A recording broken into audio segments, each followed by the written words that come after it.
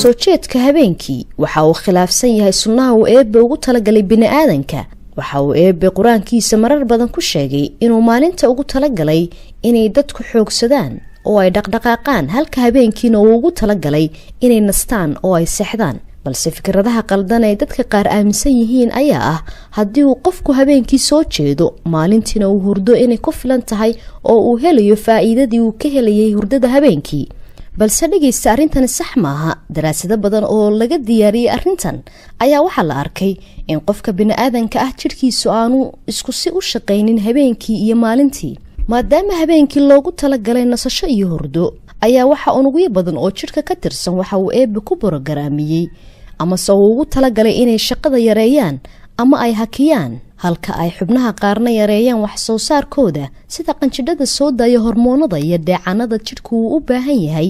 arrintani maalintii way ka soo horjeedaa oo qaybo badan oo nasanaya habeenkii ayaa la howlgeliyaa. sidaasi darteedna hurdada maalintii ma gudi karto amase lama mid aha midda habeenkii. dadka habeenkii shaqeeya amase soo jeeda waxay la kulmaan dhibaatooyin ka dhasha culayska ay saarayaan jidhkooda oo u baahan nasasho.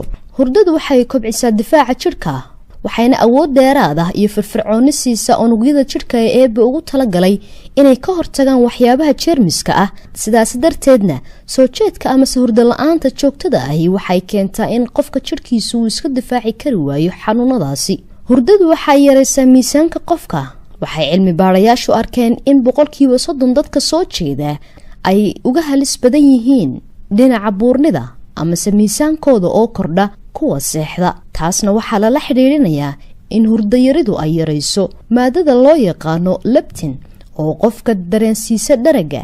waxa kale oo ay hurdayaraantu kordhisaa maadada loo yaqaano herlin oo ah hormoonka dareensiiya dadka gaajada. hurdadu waxay kordhisaa caafimaadka iyo dareenka maskaxda.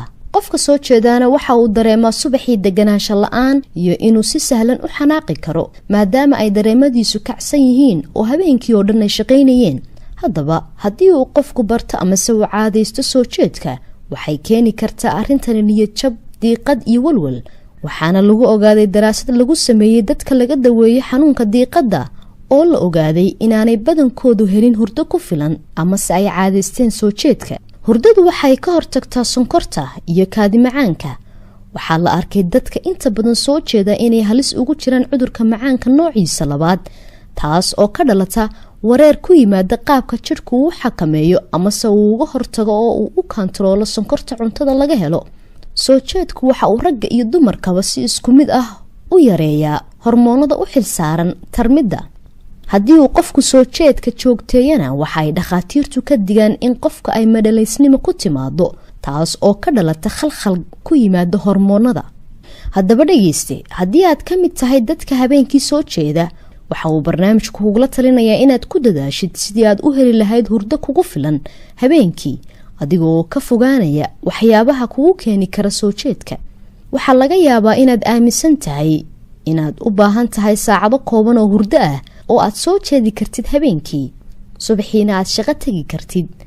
balse ogow dhageyste, taasi waa dhibaato aad ku keenaysid jidhkaaga oo dhici karta inay mar dambe kugu soo baxdo.